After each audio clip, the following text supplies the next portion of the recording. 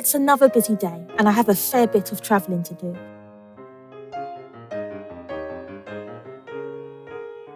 This journey has taken me to Midway, Kent.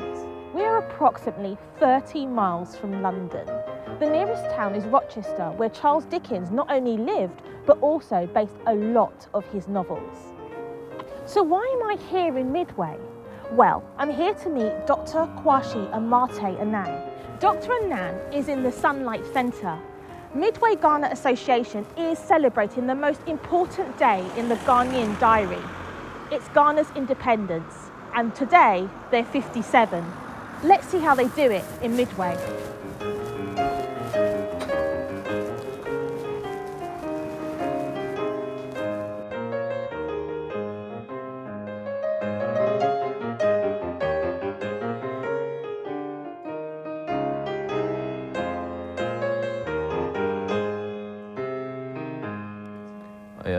My name is Dr. Kwashi Amate Annan.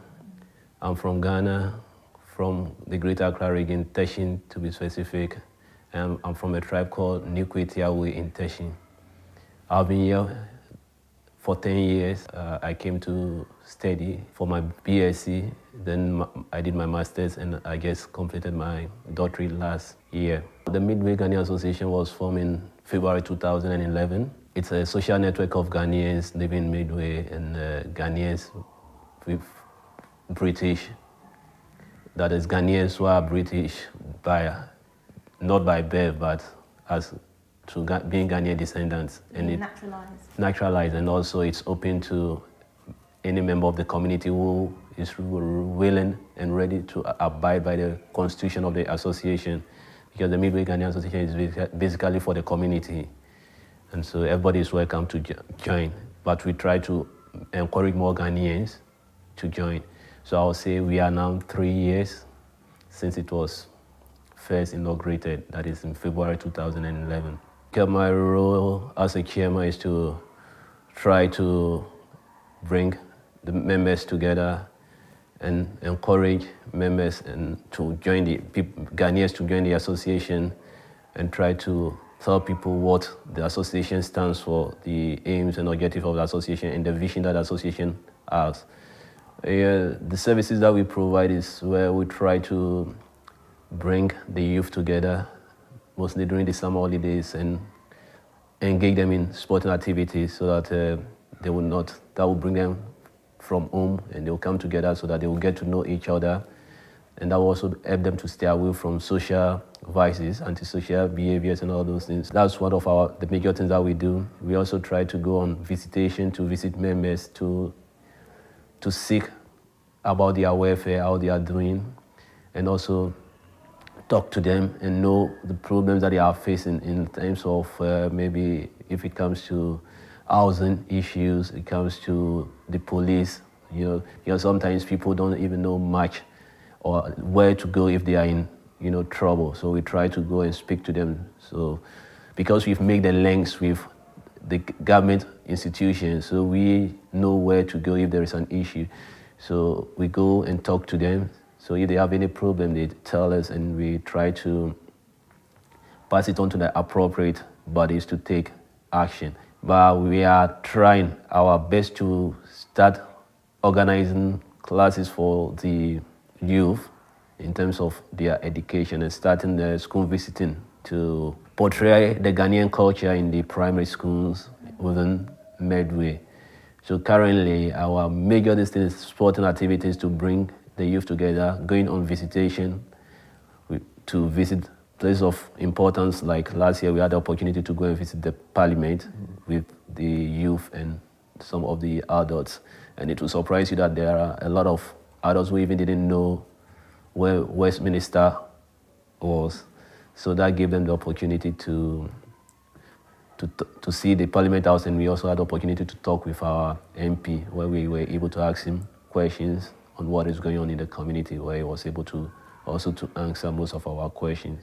I encourage members to join school governing bodies so that they will know what is really going on within the schools that their children are attending, so they have information. They always tell you your child is doing well, but sometimes most Ghanaian parents don't even know what it means that your child is doing well. What level is my child? They don't know, but they know your child is doing well. But looking at the government statistics, there is a level that your child have to obtain, but people don't know. So we try to tell them all this, that not just the teacher telling you that your child is doing well, but you should know whether it's working within the required standard of the government. So these are some of the things that we are doing currently. Getting the right information is very important, because if you come here and you don't get the right information, people will give you information that will later on tend not to be helpful to you, because people will be telling you all manner of things, what you can do so easily or how you can move around. But at the end of the day, most of this information does not order well for you. And also because they will give you information. You can do this, you can do that. But sometimes they don't tell you the right thing, but they try to beat the system. These are the three major things I would say it's great about Great Britain: discipline, good educational system, and a well-structured public services. Yes. The values of where you are coming from should definitely play a role in modeling you, because if you don't try to put your values and you try to use the values of only the British, sometimes it doesn't work very well. Can you give me an example? What I can think of, maybe like a Ghanaian, when we're talking to our parents, we show some sort of respect and caution. And when you are doing your things, you have to know that you are dealing with an elderly person, so you know how you try to talk with an elderly person. If you have it at the back of your mind that you are a Ghanaian, or you are, even if you're a British-born Ghanaian, but you have it at the mind of that's your heritage. Your heritage, and it molds you. I'll give you a typical example, like what my father said. He said, if you mention my name, like you say Amate, and they tell you that I'm from Teshin, the moment I do anything, and they go to Teshin and they say, this person, that definitely they know where the family I'm coming from. Yeah. Whatever you have to do, you have to know that your image and reputation, because when your reputation is not good, it doesn't go against you alone. There are some parents who will try to ensure that their children are connected to their Ghanaian heritage, but then too, it's left with the child to embrace it. And sometimes it depends upon you, the way the parents, you carry yourself. But there are some people who even don't encourage their people to even eat our local dishes. They'll say, oh, my children only eat fish and chips. They don't like anything Ghanaian food. But because not that they don't like, but if you don't train them with it, you don't eat it with them.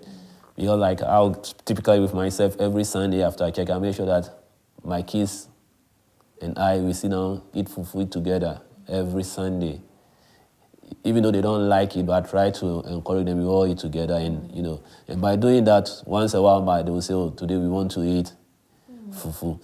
Now there was a case that there was a lady, a Ghanaian one, was going to Ghana and was saying, "My trouble now is when I get to Ghana, my children will not be able to eat any Ghanaian food because they only know like chips, pizza, and all those things." I said, "You are saying this and you are proud of it. Once you don't train them with it, how do you expect them to understand it and do it? Because you train it and encourage them and let them understand what you are doing by you setting up an example." Currently, I would say UK is not what it used to be, because I keep on telling my friends that those who came to UK to be rich, they've been rich and gone. So UK, I would say, is good if you're coming to study to further your education. But even this time, if you're coming to study and you don't have enough funds, it's not going to be easy for you.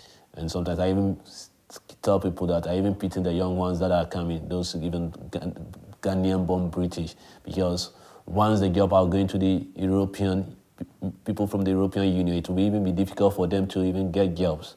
So if you are just moving to Ghana to come and do any main job, and the people from EU are there, then the job is not there for you. So why do you come? Medway Ghanaian Association are doing some interesting outreach work, providing advice and guidance to the Midway Ghanaian community who might not otherwise have access to information. especially those that are new to the country. I feel that Dr. Anang is committed to raising and maintaining Ghanaian values and thus so far targeting the Ghanaian youth. It's quite interesting to find a Ghanaian community organisation that goes beyond just putting on a party once a year to celebrate Ghanaian independence. I need to hurry back to London, as the chairman of the biggest Ghanaian welfare organisation in Britain, Ghana Union, has agreed to meet with me. Ghana Union was in fact mentioned in my small discussion of young adults, all of which had never heard of this London-based organisation. I'm from Western Region, Secondary Takrady, mostly from the Ahanta West District, so I'm purely a Tadi man from the coast. So what is the Ghanaian Union? How long has it been in operation, and what is your role within this union? Ghana Union is a welfare union. The spirit of Ghana Union was to be there for Ghanaians who have otherwise arrived in UK and need help from their fellow compatriots here.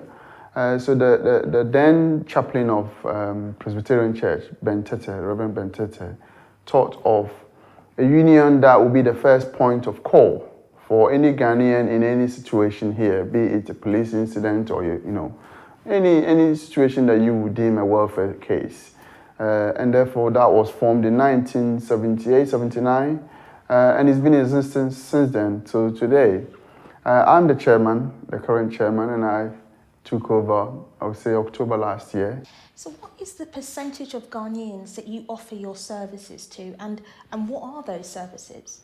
Ghana Union, when it was formed, and for a long time, over many, many years, was the only solely union in the United Kingdom, especially in London, that Ghanaians could seek help from. But as it stands, I'm not exactly sure what would be the percentage, but I can quite say that we cover nearly 40 to 50% of Ghanaians, because London still carries the majority of Ghanaians migration into UK. We offer services in areas of conflict resolution. We have we are the umbrella body for a lot of associations, well over 100 of them under our belt. So where there are problems, we go in and help resolve it as a community, helping each other. We also help people when they have come across situations where we believe professional help is needed. So for instance, if somebody were to call and say, I have an issue with immigration, we don't deal with it because we are not, I'm not a trained lawyer. But I certainly will have somebody who is working with Ghana Union that we can refer to and make sure they help the person at a very reasonable cost to them as well. We tend to do a lot of public forums as well to educate our fellow Ghanaians on immigration, welfare, current issues in Ghana, issues that they have with the High Commission services that they can access here. So these are some of the services that we also do. We tend to train, we provide training. Ghana Union had been an advocate for training Ghanaian youth. In the years ago, we had a school, what is after school club and holiday clubs for Ghanaian youth who are on holidays and haven't got nothing to do, to try and bring them together. So from your experience, what would you say the fundamental barriers are that Ghanaians face upon arrival in a capital city like London? It can vary from one person to the other. However, the general consensus among the Ghanaian community is that when you arrive here, the shock of arriving in the country is number one. And actually, what's the shock? The shock is cultural. And then the fact that you're looking around for job prospects, another area which worries a lot of people when they come in, because you can't easily pick it up. And it's not a question of, I know you, so I will employ you. You have to go through the process of proper employability criteria. Education, most of our people that come here have to find themselves having to convert their education into the English way, although we tend to have the similar system. So you're saying the cultural shock, you're saying the education system, are all kind of barriers that Ghanaians can possibly face upon arriving. It's not a matter of I've arrived and I can do as I, just fit in. Exactly. Yeah. You need to integrate. Yeah. It's part of being, integrating into the system. You need to find the right way and the right path to settle. So you've just mentioned some barriers there. Would you say these barriers that Ghanaians do face upon arrival in the capital city of like London have pretty much remained the same, or have you seen a change in the barriers? I think in any case, actually, it's getting tougher. It's not getting any easier. However, it depends on how you begin and how you set yourself going. You are likely to overcome some of these and move on and live a better life. With the economic downturn, Britain hasn't been the best of the best place over the past few years. And even those who are settled here are finding it hard to find a better job. So you can imagine coming from Ghana day one and expecting, if you were working in a bank, to get a job at a bank. It's not going to be easier. Because you've got all this competing world coming in from Europe and across the world coming in. And because of the diversity of Britain, it tends to be one of the hottest places that everybody wants to travel to. So you've got all these huge barriers that you have to keep going through in your life here. But not to say that there are still opportunities. You wouldn't have to think that you can never make it. If you, as I said earlier, if you are determined to cross over the barriers in a lawful way and doing what is right and following the right process, then definitely, yes, you will still excel in the end. Okay. I think Britain has a place for everybody who genuinely want to live and aspire a better life. So, Mr. Quayson, you spoke about, as a Ghanaian coming here, if you get your head down and operate within the law, do what's right, you can actually excel here. What about excelling in professional fields? How can the Ghanaian develop and grow in those professional fields? I think the opportunity do exist. It's a matter of how we tap into the resources available to us here when we get here or when we come and settle. Most often than not, we tend to focus so much back home and the families we've left behind that we tend to not focus on our own personal careers and future, how we want to see ourselves going forward. There are Ghanaian solicitors, there are Ghanaian barristers, there are Ghanaian nurses, doctors who are working in NHSs and in big departments of this country. So it's not a matter of impossibility, it's a matter of how you want to excel and how you want to use the opportunities around you to better your life. Our pressures from home overshadow our personal needs that we need to prioritize. Once you set your priority right and you have a plan to work towards, Britain will have all the resources available to support you. I've always had this belief that strength and wisdom should not oppose values. And there are some values that are unique to your identity, and you cannot let your knowledge of another country influence the way you value and cherish. If you have something good, you cherish it, you nurture it, you look after it. Most often we tend to think that foreign influence should mean that we can throw away our own values that we have, our dignity, the dignity of growing up as a child and being brought up as a child and respecting your elders in society. It should not diminish when you come here because you've had the freedom of doing whatever you like or speaking and expressing your views. Not to say that you can't do it there in Ghana now, you can to some extent, but we still value the fact that our older people in society, we must listen to them. Your parent and my parent will still talk to me the way they would talk to me if I was 5 years old.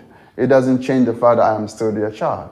And when you come here and you think because I'm free, I can tell my mom anything I like, I don't think that is a value that we should instill in our children. We should let them realize that we are first a Ghanaian.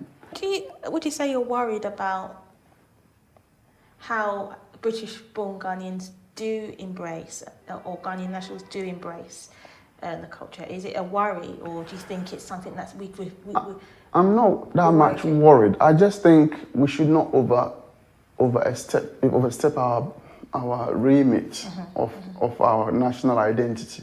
Is that something? Is that kind of an area in educating the Ghanaian parent in somewhere like the UK? Is that an area that the Ghanaian Union invest in, or is that a different side of? It's part of our public awareness programs. Okay. We have forums, and it depends on what is on the topic. We also have a youth wing where our secretary leads, Charlotte. She does a lot of work with the youth. And we are actually working on pilot schemes where we can join teams together, some charities together to see how we can actually embrace, actually teach our culture to some of the Ghanaians who otherwise wouldn't have the opportunity to learn. Okay. So these are all programs that we are working on. Okay, that's good. So I'm going to take you back now to your youth, and I just want you to, looking back, comment on what it was like growing up in Ghana. For some of us, including myself, and as you said, taking me back, it's a reminder of where you come from and how far you are and what you're sharing today. I personally grew up in an environment where you don't get things for granted. You have to earn it. You have to work towards it. Nothing is given because you are my son or you are my nephew or whatever. You need to work or earn it through something. So it wasn't an easy ride. But there again, that actually, knowing what I know now, has made me a better person. I never once sit back and think I hate those days, because I think it's made me much more the person that I always wanted to be, disciplined and living in a society that I believe I share a lot of respect around the people that I am close to, and I think that is what the past brings me to a future that I am happy with. I will always be a Ghanaian, and nothing will change the fact that I'm a Ghanaian, and there is always going to be an opportunity to go and have life in Ghana. But for now, I live here, and this is where I live, and this is where I intend to be. When I will go, I don't know, but it all depends on the dynamics of life, really. Life takes you in different phases, and when you get to a phase, you ask yourself, are you fit for purpose? And if you're not fit for purpose, what do? Having said that, you don't even have to wait for life to take you to that stage. If you think you have something good and you've come, we talk about brain drain, people come and train and go. If I feel I have something better to offer my country, why don't I do it? So, yes, the opportunity one day will exist, but I'm not yet sure when and at what stage that decision will be made. So what are your observations of modern day Ghana? I think Ghana is at a point where it's an enviable position, especially among the African community.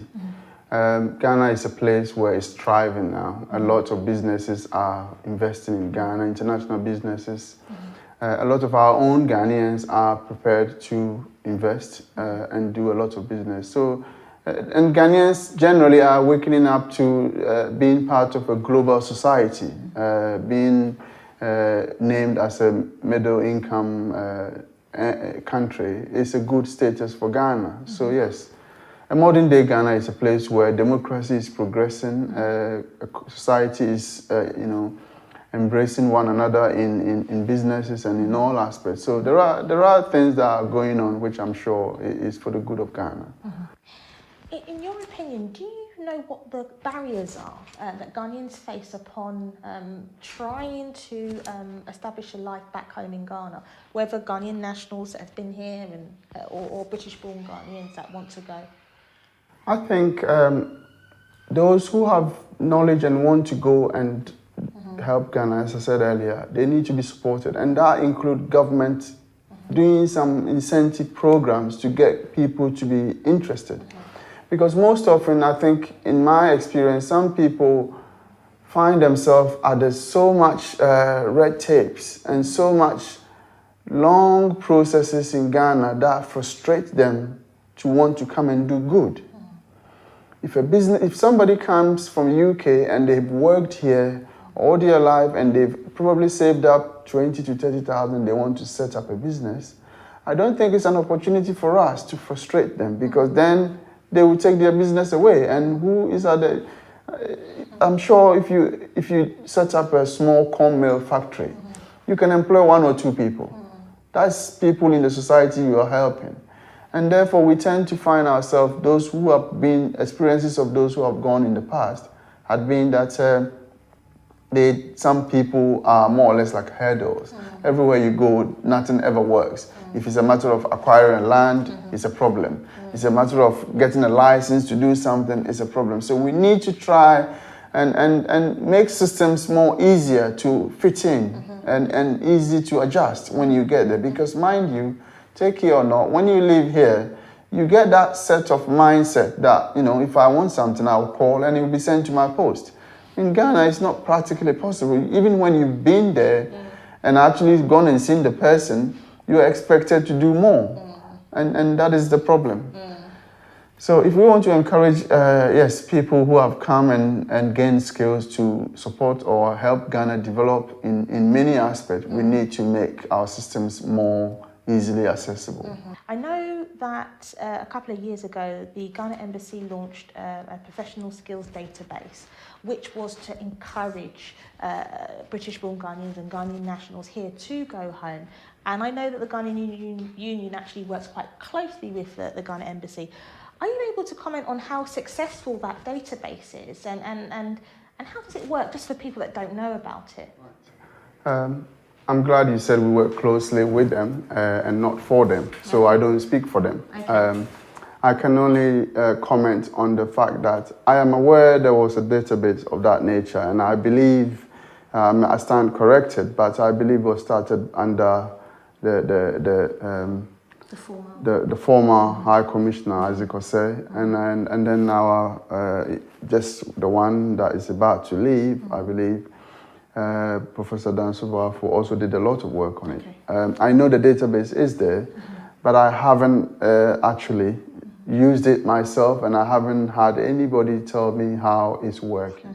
To be completely honest, my knowledge of Ghana Union only stretched as far as their annual fundraising dinner dance event. So admittedly, it was refreshing to see Ghana Union in action, serving and providing the Ghana community with information. As night falls, tomorrow, a big day lies ahead. It's an extremely early morning, some would say too early. But as Mr. Ben Fletcher from the Ghanaian Language School quite rightly pointed out, there's lots of us everywhere. So I intend to travel as far as it takes in search of them. What city is not only known as the volcanic heart of Scotland, but also known as Scotland's capital since the 15th century? Edinburgh. And that's where I am. Look, I'm not a stranger to Edinburgh, as I come at least once a year to see the spectacular arts festival. But regardless, every time I come, I still find Edinburgh and the surrounding areas breathtaking. There is much political debate at the moment, with Scotland's coming referendum on whether they should still remain part of Great Britain. Independence presents an opportunity to ensure that key economic decisions are taken in Scotland for Scotland. With this in mind, Scotland has not been excluded from my research when looking at the migration of Ghanaians to Britain.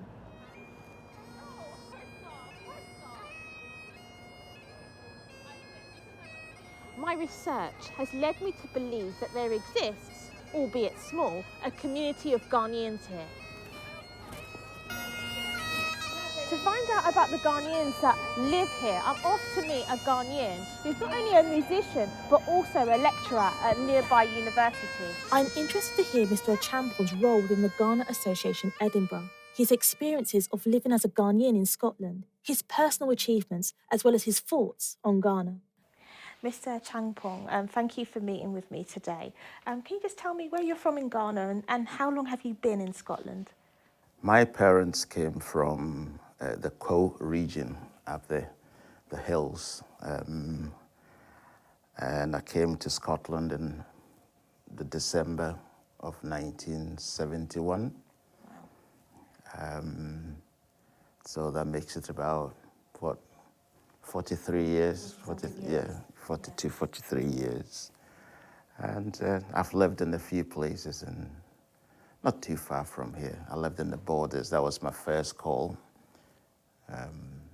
Then I moved to Edinburgh. I've lived in another area, Fife, and worked in Lanarkshire, and then back to the Lothians. In 2007, that was the 50th anniversary of Ghana independence. Some of us, well, actually there were two of us, decided that there should be some kind of party of a kind because that never used to happen in Edinburgh. So we put it together and had a big party. It was a success. We decided, well, maybe to continue the next year. So there was another one had, and then there were 2-3 people who decided we should maybe come together and make it a bit bigger, which we did. But it's not a big organization. It's just, I think, 6 of us that belong to the association, and we put on the events for independence celebrations. So what's your specific role within the organisation? It's quite difficult to say what my specific role is because I seem to be jack of all trades. Right. And I guess knowing a bit about the entertainment business, I tend to look at that side and the advertising, etc., make sure we get these things right. And most of the ladies attend to the food side of things. Okay. So I deal with all my bits and they deal with the cooking, and we'll come together just to put the show on. Right, okay. Barriers will sort of be general that any incomer would face. I guess if you're from the African continent, it makes it more difficult because people... Can I probe you on that? Why? Why did you say as an African it would be difficult? Well, if you're an African, I guess for color reasons, you're noticed even before you say a word. Right, okay. And therefore, people will form their opinions, rightly or wrongly, before they interact with you.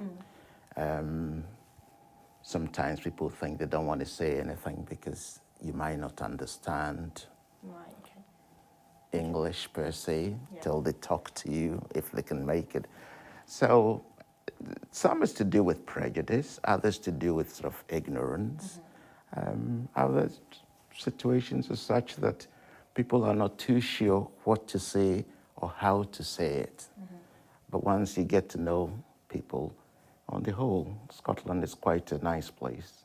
The fact that there are interracial prejudices and there are intra-racial prejudices, because even within us, our own cultures, we view each tribe, for example, differently.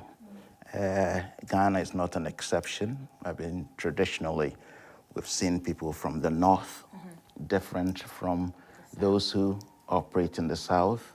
Those in the Volta region are viewed differently. And then you go those in the western region. So there are prejudices within the culture. Therefore, it's not unusual to find that there are prejudices between the other cultures out with the Ghanaian society. So do you think Britain, Scotland, it's a type of place where a Ghanaian can develop and grow in pretty much any kind of profession? It is possible, but it is a lot of work. The competition gets tougher. And there's a reason why very often, if a Ghanaian has achieved, you find that they are very well qualified. Because for every step you take, a lot more is demanded of you. Yeah. But it is possible. What is great about Great Britain? That's a big question. But I would say, personally, I think it's a safe place to be. Right. There are systems in place to deal with difficulties. For example, if something goes wrong, maybe whether it's an assault, murder, etc., the system picks it up and tries to deal with it, which you wouldn't get in other countries. You know, you can go missing in Ghana and probably that's about it. Over here, they've got to look into it. So I feel safe. Despite all the prejudices, the safety aspect is pretty good. So we've spoken a lot about Britain, Scotland, and quite rightly so, because 43 years is a long time. I'm going to take you back now to Ghana. What was it like growing up in Ghana? I had a good childhood. I came from a good family. There were 17 of us, 9 brothers, 7 sisters. We all had a fair chance from our parents. Went to primary school, moved to a boarding school for a couple of years. Eastern region. Eastern region. Yeah. And then from there, I went to Achimota. Yeah. I suppose Achimota was a good place because it was considered to be the ideal school. Yeah, it had everything you wanted. And from there, I moved to Britain. I was abroad to study. But on the whole, what I had in Ghana was very good, was very stable. Things were different then from what I see now. In what ways? It was a bit safer. Really? Safety is very important for me, yes. if you know that. Yeah. I just seem to think if you don't feel safe in where you are, your life is difficult. And for that point of view, I would say it was a good, very sociable community. You know, I find too many restrictions here, strangely enough. In Ghana, you could have people enjoying themselves socially. And so long as there were no issues, nobody bothered. Over here, a little noise and they phone the police. Yeah. That kind of thing. So from that point of view, it's a more relaxed place to be. And good social life. Right. Okay. So for you, pretty much Ghana was an enjoyable place growing up, and like you said, you actually felt quite secure and safe, and possibly because of your, I suppose, where you were coming from socially. Yeah. I mean, I can't complain. I just seem to think it was a solid upbringing. My parents were quite involved in what we did, so it kind of laid the foundation for moving on. So I'm going to take you back to Britain again. Can you just tell me what was it actually like when you first came in the beginning of the 70s? Well, for a kickoff, it was cold. Right. Since I came in December, there were a lot of things happening. But as I said, because I moved to Scotland and to the borders, in a way, because I worked for the health service, the health service was always like a multiracial place. But outside that, there were difficulties. Now, there are things that I can remember, but it ties in with what I was saying, the ignorances of some people. But I couldn't blame them. Right. You know, all of a sudden somebody's come to your midst who looks different, speaks differently, probably doesn't understand some of the things as Scottish borders had different accents wherever you moved to. But as you got to know people, they were friendly, welcoming. The other bit was we went to church, and therefore people going to church were more able to accept. And some people were fascinated by the fact that we came from Africa and we could speak English. Right, yeah. Yeah, that kind of thing. So that formed some sort of conversation and interest, relationships. There were others who just didn't want to know, but you knew that before you came, and if you didn't know, you hadn't done your homework. So I actually want to focus now on your achievements, and in your opinion, do you think you've succeeded? I think so, but then I suppose I don't ask too much out of life, because I believe regardless of where you get to, what you get, someday it all comes to an end. So I just pace myself. I do what it takes to get me by.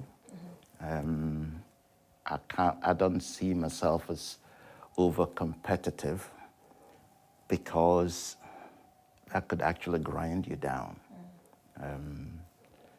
But I guess I've worked hard, because I've had my difficulties trying to get into places. There are times when I've been refused jobs, etc., but nobody telling me why. But what I now do is I go to do another course just to strengthen my resolve, just to see what the next excuse is going to be. So I've ended up achieving a lot just by default. Right. which makes it comfortable because I don't hear what I used to hear anymore. You've not got A or B, so we can't give you that. But then somebody who's never even achieved A or B could get it. So your beginnings, in a way, has moulded you Sure. who you are today, Yeah. and I suppose given you those qualities to just keep going no matter what the setback is. Yeah, I wouldn't kind of sort of keep at something for the sake of it. Okay. I always find a different route Okay. to make it work for me. Okay. Because that's what I've experienced there. People Right. used to say, you apply for a job, for example, and it says, oh, we're sorry, you've been unsuccessful. Why have I been unsuccessful? Nobody really tells you. What I do then is there a way out? I go to do something else, something that gives me an extra qualification to make me more competitive. So you've had quite a lot of success in, I suppose, in healthcare, in education, in music. Do you think if you'd stayed in Ghana, you would have achieved as much as you've achieved here? It would have been possible because I went to a good school. And when you were in a good school, they always reminded you that you were always going to be people who would have good positions in society. So from that point of view, I would probably have got somewhere. Okay, so you've been here for like 43 years. Any plans to go back to Ghana and resettle? I would like to. The difficulty is when you've been away so long, going back when you're much older is like starting all over again. And that could take a bit of time. Also, the expectations people might have of you also gives me a bit of a difficulty. Like what? Can you give me an example? Well, there are two ways of looking at it. If you've come from abroad, either some people think you should have better ideas for doing things. Others might think that, maybe you're a bit too structured because what you've had to observe where you've been, which doesn't fit into some societies. Others might have, again, prejudicial attitudes that, you've been away so long, you've got to come and toe the line a little bit. And looking at it collectively, probably when you're a bit older, it might be difficult, but it's not something I'm just sort of kind of keeping out of my mind. It's always there. Hopefully someday I might come to a decision. So, in your opinion, is there no place like home, or is this now home? My attitude is home is where I lay my head and get a peace of mind. I could go back home and have more problems than I could cope with, which then defeats the purpose. And I get a touch of that when the odd time I go on holiday. After all the niceties, the gremlins begin to come from all pores. And for that reason, I just have to be cautious about it, The person going home also needs to prepare themselves and know exactly what they're going to do and how they're going to do it. But it's also the responsibility of those inviting them to make and lay the foundations for which they can build on.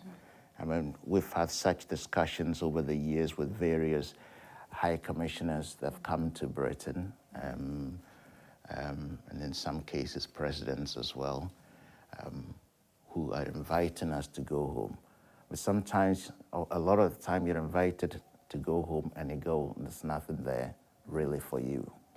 So just like the folks in Midway, the Ghana Edinburgh Association is also celebrating Ghana's 57th birthday.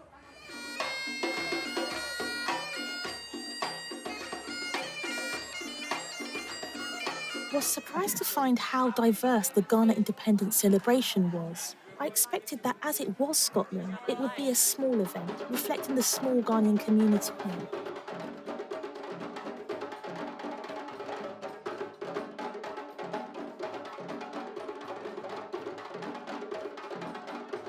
there seems to be more non-Ghanaians celebrating this great day. Let's see if I can briefly speak to some attendees. Well, I was brought up as a child in Ghana. Okay, really? Okay. What part of Ghana, firstly? Pardon, sir? What part of Ghana? Well, which part would you like? Accra, Kebbi, Kumasi, Hohoi, Ouagadougou. Yes, because this is an event that celebrates the independence of the Ghanaian nation and also integrates Africans, in diaspora. I spent some time in Ghana. I was in Tamale doing voluntary work 5 years ago. Okay. Yeah. Oh, I love them. Yeah, very good people. I feel that although Ghana Association Edinburgh, unlike Midway Ghana Association and Ghana Union, only come together to celebrate Ghana independence, and the fact that it does not just attract Ghanaians works. Their celebration attracts the wider community. It promotes integration, which ultimately builds bridges between communities rather than separate them. So a year on, Scotland voted no for independence, farewell to a coalition government, and hello to a new government in power. My journey has now come to an end, and whether I travelled south, west or north of London, not forgetting Sutton, Medway or Scotland, I certainly found Ghanaian nationals and British-born Ghanaians who have achieved success or are striving for success. Okay, so the stories of all those interviewed were not presented to show the fruits of their labour, as it's not necessary to salute the reoccurring representations of success. We should place more value on the hard part of success, how one got there. That set me back. Go back, start looking for another place. Before, when I got a place, I have to set the place up to full standard agency. Because I've had my difficulties trying to get into places. There are times when I've been refused jobs, etc., but nobody telling me why. Or even how one is trying to get there. Right now, I'm currently in the Great Britain team. I've been reigning at national level for a few years now, so I've stepped up to the international level. And in about a year's time, or a few months' time actually, I'll be trying to go for the Olympic qualifiers to try and make Rio 2016. Structure, systems are all words that cropped up or were being implied when being descriptive about Britain. Discipline, good educational system, and a well-structured public services, yes. Living in Great Britain has its benefits, good infrastructure, structured system, more opportunities and things like that. Ghana would benefit from some real infrastructural initiatives, but we must be cautious of this idea that westernisation in its entirety to meet and satisfy the needs of a global society are not steps backwards. A proudness to be of Ghanaian heritage translated well from all those interviewed. When asked, however, to reflect on how they viewed modern-day Ghana, it appeared that the stones laid by Nkrumah were not quite serving their purpose. We really need to be building better roads. You can go missing in Ghana and probably that's about it. Cover the drains, cover the gutters. One could argue that Ghana is visually going in the right direction, so what's the big deal? Should we disregard the basics? As we're on the right road to being visually civilised, the issue of returning home to Ghana was a complex topic of discussion. The main responsibility lies with the individuals. My attitude is home is where I lay my head. Because we are dying to come back. I don't think I'll settle in Ghana. I will make a home in Ghana. There's a demand for people to go home. To go back for good. I can't see myself back. You don't live forever in somebody's country. What was also interesting was their suggestions to those in power. To help that happen, all the organisations should play a part in engaging the diaspora. The responsibility of those inviting them to make and lay the foundations for which they can build on. They need to be supported, and that includes government doing some incentive programs to get people to be interested. And I would say that a lot of organisations are doing that now. So I think the Ghanaian government have tried to engage the diaspora in some ways to get them to think about going back to Ghana. I guess people need more of a roadmap. I don't think they do enough for people to go back home because the country has been like whom you know. We can't be here and after so many years still be slaves here. But the organizations should also help, because I remember one high commissioner saying that when you're here, you shouldn't forget your people at home, which means he doesn't convince you to go home, but stay and work and send some home. You know, we should start changing that attitude. There are pockets of organisations within our community that are doing some great work. If we came together more, leaned and supported each other more, we could do so much more. One poignant moment for me throughout the whole series was the words of the legendary photographic photographer. A civilization develops when people plant trees under which they will never sit. It means being giving, it means doing, it means planting something in somebody's character or somebody's life that you don't need to like susu, like to take the benefit, but you do it, and in future the person also gains and gives to others.